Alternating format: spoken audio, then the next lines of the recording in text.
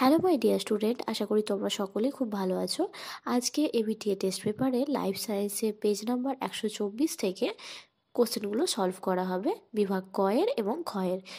তোমাদেরকে বলবো, তোমাদের যদি কোনো সমস্যা থাকে কোনো কোশ্চেন নিয়ে, তাহলে তোমরা কিন্তু অবশ্যই আমাকে কমেন্ট সেকশানে জানাতে পারো। আর সব শেষে এই এবিটিএ টেস্ট পেপার সলভ করে নেওয়ার পর আমরা একটা সিরিজ বানাবো, সেখানে আমি তোমাদের সাজেশানগুলো দিয়ে দেবো যে কোন চ্যাপ্টার থেকে কোন কোশ্চেনগুলো করলে ভালো হবে। তো তোমাদেরকে রিকোয়েস্ট করবো, অবশ্যই তোমরা ভিডিওগুলো তোমাদের বন্ধুদের মধ্যে শেয়ার করে দাও এবং ভিডিওগুলো দেখে তোমরা তার পাশাপাশি টেস্ট পেপার সলভ করতে থাকো। চলো আমরা আজকে দেরি করব না, প্রথম কোশ্চেনে দেখে নিই। দেখো বলা হয়েছে, নিচের কোনটি বনচালের চলনকে নির্দেশ করে? ফটোট্যাকটিক, কেমোন্যাস্টিক, প্রকরণ, জিওট্রপিক। তো এটি হচ্ছে কি প্রকরণ চলনকে নির্দেশ করে। তারপর দেখো বলা হয়েছে, নাশপাতির নির্যাসে কোন হরমোনটি পাওয়া যায়? তো এখানে হয়ে যাবে যে নাশপাতির যে নির্যাস, সেখানে আমরা পেয়ে থাকি হচ্ছে কি যে জিবরেলিন হরমোন পেয়ে থাকি। তারপর দেখো বলা হয়েছে নেক্সট, যে নিচের কোনটি লঘু মস্তিষ্কের কাজ? তো নিচের হচ্ছে কি, দেখো বলা হয়েছে অপশনগুলোতে হাড় উৎপাদন ও শ্বাসকার্য নিয়ন্ত্রণ করা, বৃদ্ধি ও আবেগ নিয়ন্ত্রণ করা, পেশিটান ও দৈহিক ভারসাম্য বজায় রাখা।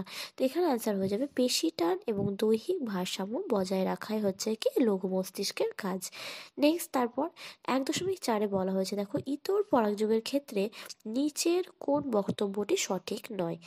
পরাগরেণুর অপচয়ের সম্ভাবনা থাকে না, প্রথমেই ভুল দেওয়া হয়েছে। কারণ তোমরা জানো ইতর পরাগযোগটা কি হয়, একটা গাছের মধ্যে হয় না, যেহেতু এখানটাতে দুটো গাছ ইনভলভ হয় এবং একই গাছের একই ফুলে যখন হয় তখন সেটা আমরা জানি কি স্বপরাগযোগ। কিন্তু যখন অন্য ফুলেদের মধ্যে হয়, অন্য গাছের ফুলেদের সাথে, তখন সেক্ষেত্রে হচ্ছে ইতর পরাগযোগ। সেহেতু সেক্ষেত্রে পরাগরেণুর অপচয় অবশ্যই সম্ভাবনা থেকেই যায়। তো এটা ভুল রয়েছে। তারপর নেক্সট কোশ্চেন, দেখো বলা হয়েছে যে একজন ব্যক্তি শৈশব এবং পরিণত দশার মাঝের সময় আছেন, নিচের কোনটি সে সময়কালকে বোঝায়? দেখো বলেছে যেহেতু শৈশব এবং পরিণত দশায়, তাহলে সেটা হচ্ছে কি যখন 10 বছরের নিচে, তখন আমরা শৈশব বলে থাকি। তাহলে এবার 10 বছর থেকে মোটামুটি 19-20 বছর, এই জায়গাটা হচ্ছে কি সে শৈশব এবং পরিণত দশার মধ্যে রয়েছে। তারপর দেখো বলা হয়েছে, এ এ বিবি সিসি জিনোটাইপ যুক্ত জীব কত ধরনের গ্যামেট উৎপন্ন করবে? তোমাদেরকে আগের দিনও এর একটা কোশ্চেন ছিল পেজ নাম্বার 101-এ যতদূর সম্ভব। তো সেইখানে কিন্তু এই একই গ্যামেটের বের করতে বলা হয়েছিল, সেক্ষেত্রে ছিল দুটো হেটেরোজাইগোট, আর এক্ষেত্রে আছে হচ্ছে টোটাল 3টে হেটেরোজাইগোট। দেখো তিনটে যেহেতু হেটেরোজাইগোট, সেহেতু তোমরা তো ফর্মুলা জানোই 2^n। তো এন এ কে বসে যাবে, যতগুলো হেটেরোজাইগোট থাকবে ততটাই বসে যাবে। তাহলে 2^³ হলে কত হয়, সমান হচ্ছে 8টি গ্যামেট। তাহলে দেখো অপশানে কি বলা রয়েছে, অপশান রয়েছে তোমার হচ্ছে দেখো 8 ধরনের দেওয়া রয়েছে, সেটা হয়ে যাবে সঠিক উত্তর, অর্থাৎ সি। তারপর দেখো 1.7, দুজন বালকের একজনের কানের লতি মুক্ত প্রকৃতির এবং অপরজনের কানের লতি যুক্ত প্রকৃতির, এই দুটি হলো পরস্পরের লোকাস, প্রকরণ, জিনোটাইপ না ফ্যাক্টর? এটি হচ্ছে কি একে অপরের হচ্ছে কি ফ্যাক্টর হয়ে যাবে, এই দুটিকে বলা হয়। নেক্সট 1.8-এ বলা হয়েছে, অলিগোসিন যুগের ঘোড়ার জীবাশ্মটি চিহ্নিত করো। মেসোহিপ্পাস, মেরিসিপ্পাস, ইওহিপ্পাস, প্লিওহিপ্পাস। তো এটা হচ্ছে কি মেসোহিপ্পাস হচ্ছে অলিগোসিন যুগের ঘোড়া। তারপর দেখো বলা হয়েছে 1.9-এ, অর্জিত বৈশিষ্ট্যের বংশানুসরণ, এই মতবাদের প্রবক্তা কে ছিলেন? এই মতবাদের প্রবক্তা হচ্ছে কি দেখো বিজ্ঞানী ডারউইন, ওয়াইসম্যান, ল্যামার্ক, মেন্ডেল। তো তোমরা তো জানোই যে এটা অ্যান্সার হয়ে যাবে বিজ্ঞানী ল্যামার্ক। এবার 1.10-এ দেখো বলা হয়েছে, নিচের কোনটি নিষ্ক্রিয় অঙ্গের উদাহরণ নয় বলা হয়েছে? এমুর ডানা, হাতের আঙুল, কক্সিস, ভার্মিফর্ম, অ্যাপেন্ডিক্স। তোমরা জানো যে আমাদের হাতের আঙুল কিন্তু নিষ্ক্রিয় অঙ্গ নয়, কারণ কি আমরা হাতের আঙুলগুলো কি আমাদের সক্রিয় অঙ্গের মধ্যে পড়ছে এবং সেগুলোর সাহায্যে আমরা বিভিন্ন কাজ করে থাকি। তো সেই কারণের জন্য হাতের আঙুলটা এখানে নিষ্ক্রিয় অঙ্গের উদাহরণ হবে না। তারপর দেখো বলা হয়েছে 1.11-তে, বর্ণান্ধতা হলো জনন ক্রোমোসোম বাহিত প্রকট, দেহ ক্রোমোসোম বাহিত প্রকট, জনন ক্রোমোসোম বাহিত প্রচ্ছন্ন, নাকি দেহ ক্রোমোসোম বাহিত প্রচ্ছন্ন? তো এখানে অ্যান্সার হয়ে যাবে যে এটি হচ্ছে কি জনন ক্রোমোসোম বাহিত প্রচ্ছন্ন ঘটিত রোগ। দেখো তারপর 1.12তে বলা হয়েছে নিচের কোন ব্যাকটেরিয়াটি বায়ুমণ্ডলে নাইট্রোজেনের মাত্রা বৃদ্ধি করে? মানে কি বায়ুমণ্ডলে নাইট্রোজেনের মাত্রা বৃদ্ধি করতে সাহায্য করে কি, সেটা জানতে চাওয়া হয়েছে। তো নাইট্রোব্যাক্টার, নাইট্রোসোমোনাস, রাইজোবিয়াম, থায়োব্যাসিলাস। তো এখানে যেটা বৃদ্ধি করে সেটা হচ্ছে কি থায়োব্যাসিলাস। তারপর দেখো 1.13, কোনো একটা হটস্পট অঞ্চলে ভ্রমণকালে তুমি লায়ন টেলড ম্যাকাকাও দেখতে পেলে, তাহলে তুমি কোন হটস্পট অঞ্চলে ভ্রমণ করেছিলে? এটা তোমরা জানো প্রত্যেকে, পশ্চিমঘাট এবং শ্রীলঙ্কা যে হটস্পটটি রয়েছে সেইখানে হচ্ছে কি এই লায়ন টেলড ম্যাকাকাও দেখতে পাওয়া যায়। তারপর দেখো 1.14, কোনো জলাশয়ে বর্ধিত বিওডি অর্থাৎ বায়োলজিক্যাল অক্সিজেন ডিমান্ড নিচের কোন ঘটনাকে নির্দেশিত করে? জল দূষণ, দ্রবীভূত অক্সিজেনের ক্রমবর্ধমান মাত্রা, দ্রবীভূত অক্সিজেনের ক্রম হ্রাসমান মাত্রা, নাকি ক ও গ উভয়ই প্রযোজ্য, অর্থাৎ এ এবং হচ্ছে কি সি, অর্থাৎ এটি হচ্ছে কি যে বায়োলজিক্যাল অক্সিজেন ডিমান্ড। এবার এখানে কি হয় না, তো যে জল দূষণ এবং তার পাশাপাশি দ্রবীভূত অক্সিজেনের যে ক্রম হ্রাসমান সেইটা কিন্তু লক্ষ্য করা যায়, তাহলে ডি হয়ে যাবে এটা সঠিক উত্তর, মানে দুটো অপশান এখানে সঠিক রয়েছে। তারপর দেখো 1.15তে বলা হয়েছে নিচের কোন ক্ষেত্রে নাইট্রোজেন ব্যবহার করা হয়?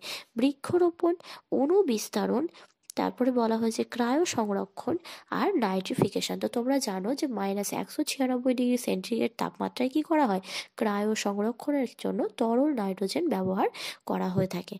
এবার আসি, চলো আমরা বিভাগ ক্ষয়ে। বিভাগ ক্ষয়ের যে ফিল ইন দ্য ব্ল্যাঙ্কস রয়েছে সেগুলো দেখে নিই। প্রথম প্রশ্নতে বলা হয়েছে dash hormone anti ketogenic hormone নামে পরিচিত? তো ইনসুলিন হরমোনকে হচ্ছে কি অ্যান্টি কিটোজেনিক হরমোন বলা হয়ে থাকে। তারপরে বলা হয়েছে অণু বিস্তারণের সময় ড্যাশ থেকে প্ল্যান্টলেট উৎপন্ন হয়? তো এমব্রয়েড বা এমব্রায়ো যেটাকে আমরা বলে থাকি, মানুষের ক্ষেত্রে যেরকম ভ্রূণ বা এমব্রায়ো, এক্ষেত্রে হচ্ছে কি এমব্রয়েড থেকে হচ্ছে কি প্ল্যান্টলেট উৎপন্ন হয়। তারপর 2.3 বলা হয়েছে, দেখো কোশ্চেনটা খুবই ইন্টারেস্টিং একটা কোশ্চেন, একজন হিমোফিলিক পিতার কন্যা সর্বদা রোগটির ড্যাশ হয় যখন মা স্বাভাবিক? প্রথম কথায় আমি বলে দিই যে হিমোফিলিক কিন্তু বাবা, অর্থাৎ হিমোফিলিক যদি হয় তাহলে বাবার কাছে হিমোফিলিয়া হওয়ার জন্য যে জিনটি প্রয়োজন সেটি কিন্তু অবশ্যই রয়েছে। এবার তার পাশাপাশি হচ্ছে কি যে এক্ষেত্রে কন্যা কেমন হবে সেটা জানতে চাওয়া হয়েছে, মা কিন্তু এখানে স্বাভাবিক। তাহলে দেখো আমরা যদি ক্রসিং করি তাহলে ক্রসিং কিরকম হবে? প্রথম কথা হচ্ছে মায়েরটা তোমরা স্ক্রিনে দেখতেই পাচ্ছ, মা হচ্ছে কিরকম না, তো মা হচ্ছে XH, অর্থাৎ এইচ বলতে এখানে কিন্তু মাকে স্বাভাবিক বোঝানো হয়েছে, বড় হাতের এইচ।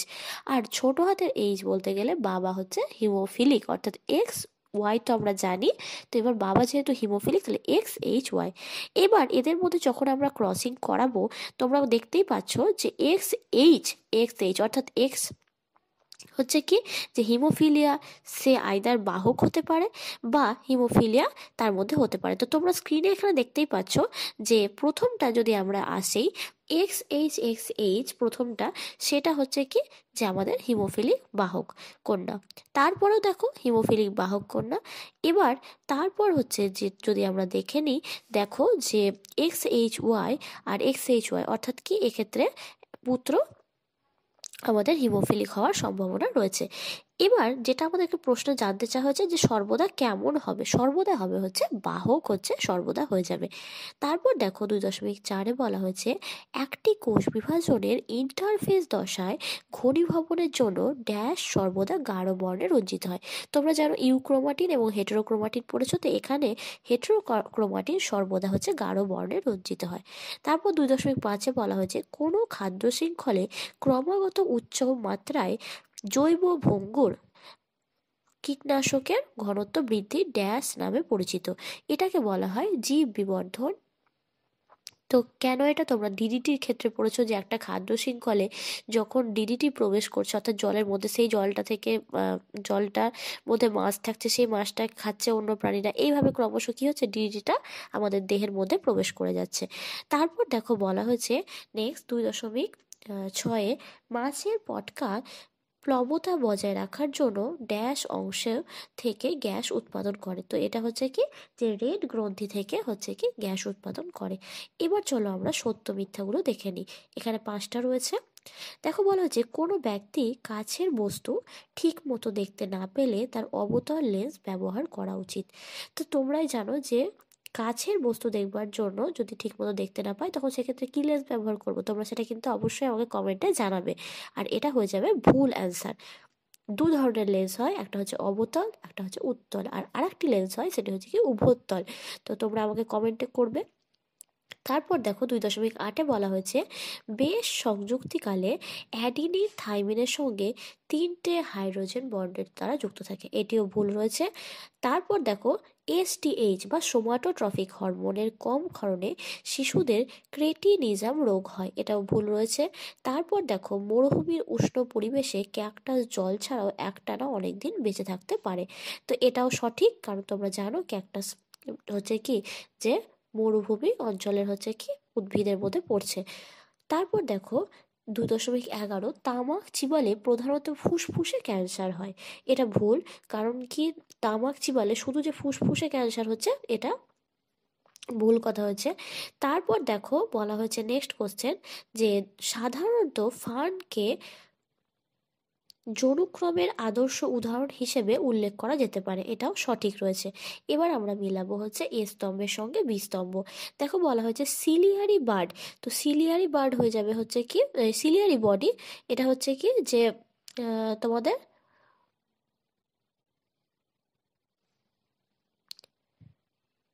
দেখো সিলিয়ারি বডিটা তোমাদের হয়ে যাবে হচ্ছে লেন্সের উপযোজন। তারপরে খন্ডি ভবন সেটা হচ্ছে স্পাইরোগাইরা। তারপরে দুটো স্মলটি সেটা হচ্ছে হোমোজাইগাস প্রচ্ছন্ন। আর মাইক্রোস্ফিয়ার এটা হচ্ছে প্রোটিনয়েড দেওয়া আছে, ওটা প্রোটিনয়েড হবে, ড হবে, ভ হবে না। তারপর 2.17-তে অসম্পূর্ণ প্রকটতা, এটা হচ্ছে কি যে তোমাদের হচ্ছে ফিনোটিপিক অনুপাত হচ্ছে 1:2:1। আর সম্পদের অতি ব্যবহারের ফলে সর্পগন্ধার বিপন্নতা অর্থাৎ সর্পগন্ধার পরিমাণ কমে গিয়েছে সেটা। তারপর আমরা চলে আসবো লাস্ট পোর্শন। দেখো বলা হয়েছে 2.19-এ বিষ সদৃশ শব্দটি বেছে লেখো। অক্সিটোসিন, এলটিএইচ বা লিউটিনাইজিং হরমোন, তারপর হচ্ছে কি যে আমাদের আইসিএসএইচ, তারপর হচ্ছে এফএসএইচ। তো এখানে হচ্ছে কি যে অক্সিটোসিন হরমোনটা হচ্ছে এখানের মধ্যে থেকে আলাদা। কাকে শারীরবৃত্তীয় ভাল্ব রূপে অভিহিত করা হয়, এটা হচ্ছে সাইনাপসকে অভিহিত করা হয়ে থাকে। তারপর দেখো বলা হচ্ছে 2.21-এ নিচে সম্পর্কযুক্ত একটি শব্দজোড় দেওয়া আছে, প্রথম জোড়টি সম্পর্ক বুঝে দ্বিতীয় জোড়টি শূন্যস্থানে বসাতে হবে। তো বলা হয়েছে প্লাজমোডিয়াম বহুবিভাজন, ইস্ট হচ্ছে কি হয়ে যাবে কোরকোদ্গম। নেক্সট দেখো 2.22-এ YYRR জিনোটাইপ সমন্বিত মটর গাছে কি ধরনের ফিনোটাইপ প্রদর্শন করতে পারে। তো এক্ষেত্রে হচ্ছে যে YY, তো এখানে যেহেতু ধরো ওয়াই বলতে গেলে কি বোঝাতে চাইছে, যেহেতু মটর গাছের ওয়াই মানে হচ্ছে কি ইয়েলো, তো হলুদ এবং তার সাথে সাথে আরটা হচ্ছে কি কুঞ্চিত, তাহলে হলুদ এবং কুঞ্চিতকে বোঝানো হয়েছে। তারপর 2.23 জিরাফের এমন একটি চারিত্রিক বৈশিষ্ট্যের উল্লেখ করো যা সুস্পষ্ট বিবর্তন লক্ষণীয়, সেটা হচ্ছে কি দীর্ঘ গলা। তারপর দেখো 2.24-এ মিলার এবং উডের পরীক্ষা থেকে প্রাপ্ত যে কোনো একটি জৈবিক অম্লের নাম বলো। তো এটা তোমরা অ্যাসিটিক অ্যাসিড লিখতে পারো, এছাড়াও আরও 2-3টে আছে তোমরা করতে পারো। তারপর দেখবে যে 2.25-এ প্যান এর সম্পূর্ণ অর্থ লেখো। তো প্যানের সম্পূর্ণ অর্থ হচ্ছে পারঅক্সি অ্যাসিটাইল নাইট্রেট। তারপর 2.6-এ নিচে 4টি বিষয় 3টি বিষয়ে বাকি একটি বিষয়ের অন্তর্গত, সেই বিষয়টি খুঁজে লেখো। চিড়িয়াখানা, উদ্ভিদ উদ্যান, এক্স সিটু সংরক্ষণ, এটা কি হচ্ছে যে